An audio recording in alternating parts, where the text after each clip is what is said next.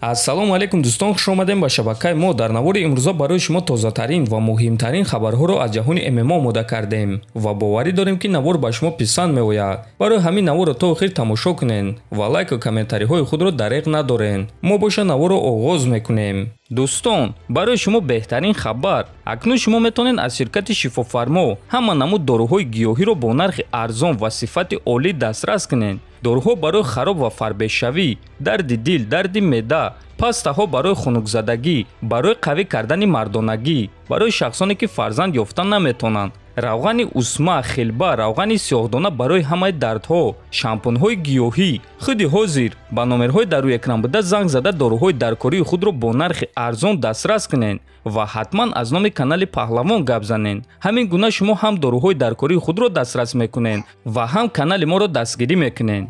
тобови ҷангори вазни нимёна UFC Билол Муҳаммад муҳориба зидди ҷангори бебохти вазни худ Шавқат Раҳмоновро рад кард. муҳориба бо Шавқат ки данавайд оиди ин чиз гап зада истодааст, барои ман як қадам ба қафо аст. ма дар муҳорибаи охирони худ проспекти бебохти UFC-ро шикаст дода будум. Раҳмонов боша ҳатто машҳур нест. барои ҳамин ман нияти бо Камару Усман ҷангиданро дорам, ё ин ки бо Гилберт Бёрнс, агар ки ӯ Хорхе Масвидалро шикаст дода тавонад. Гилберт оиди ман ҳар гуна суханҳои ноҷо гуфта буд. ӯ норозигии худро баён карда буд ки дар рейтинг ман аз ӯ дида болотар истодам ва ин чиз ба ман мотиватсия медиҳад. рости гап ягон тои аз ин муҳорибаҳо барои ман маъно надорад ба ғайр аз муҳорибаи унвонӣ. аммо агар ки ба ман як той аз онҳоро доданӣ бошанд, пас бигзор ки ин шахс ҳадди ақал машҳур бошад, гуфтааст Муҳаммад.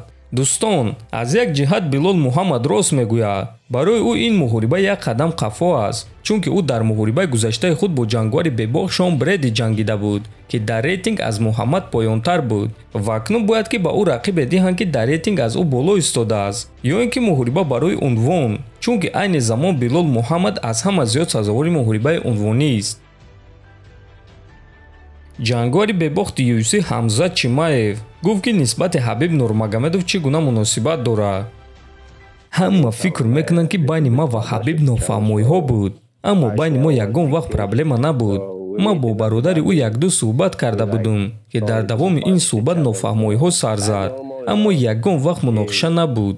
мо дар Абудаби бо Абубакар вохӯрдем, ба якдигар зарба задем. ин кор ягон ҷой бадӣ надорад. дар Доғистон ва Чеченистон мо бо якдигар меҷангем ва баъд боз бародар мешавем. ман бо Ҳабиб ягон вақт муноқиша надоштум. баъзеҳо менависанд ки гӯё Ҳабиб ба Ҳамзат маъқул нест, Ҳамзат боша ба Ҳабиб маъқул нест, аммо ягон вақт ин гуна набуд. ин шахс ба ман писанд аст. барои чӣ байни мо бояд ки муноқиша боша? ман доимо муҳорибаҳои ӯро тамошо мекардам ва бисёр чизҳоро аз ӯ омӯхтагием, гуфтааст Чимаев.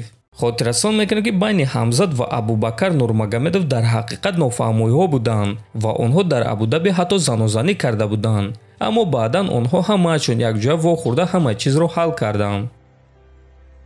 варзишгари тоҷик, чемпиони ташкилоти LFA Муин Ғафуров шаби гузашта дар саҳифаи инстаграми худ ана ҳамин аксро гузошта чунин суханҳо навишт: чемпиони воқеии LFA, дукарата чемпион оид ба самбо, 1000 муҳориба дар кӯча, навиштааст Ғафуров. хотиррасон мекунем ки айни замон Муин Ғафуров дар Амрико қарор дорад. чанд муддат пеш дастаи Муин Ғафуров хабар дода буданд ки Муин барои муҳориба омода аст ва худро ҳатто дар вазни кам нигоҳ медорад ва барои муҳориба дар муддати кӯтоҳ дар ташкилоти UFC тайёр аст. мураббии Муин Ғафуров Нима Масари гуфта буд ки ҳамин ки аз тарафи UFC пешниҳод шавад, мо дарҳол муҳорибаро қабул карда зидди любой рақиб ба муҳориба мебароем.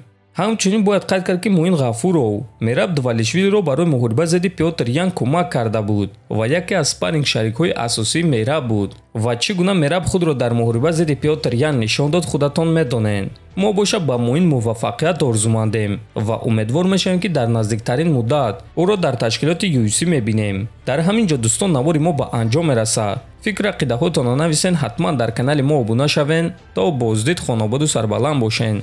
дӯстон, бародарони наздики мо мағозаи либосҳои мардона бо номи Саҳоба кушоданд ки дар он ҷо барои муштариёни худ танҳо либосҳои босифатро бо нархи дастрас пешкаш мекунанд ва онҳо либосҳои даркории шуморо ба тамоми шаҳрҳои Русия ва Тоҷикистон равон мекунанд. ин реклама нест дӯстон, ин тавсияи мо ба шумо аст, чунки агар шумо аз ин мағоза ягон либос харида аз номи канали мо Паҳлавон теҷа гап занед, пас онҳо шуморо боз бепул ҳиҷома мекунанд барои ин чиз худи ма кафолат медиҳам ки шуморо ҳиҷомае бепул мекунам. Агар ки аз номи канали Паҳлавон гап занен, шумо метавонед либосҳои мағозаи Сахобаро дар телеграм канали онҳо бинен ва чизе ки ба шумо махкул мешавад ба онҳо муроҷиат кунед ва дар кӯтоҳтарин муддат онҳо либосҳои шуморо оварда мерасонанд. Ссилкаи мағозаи Сахоба дар якум комментарий закрипидшуда.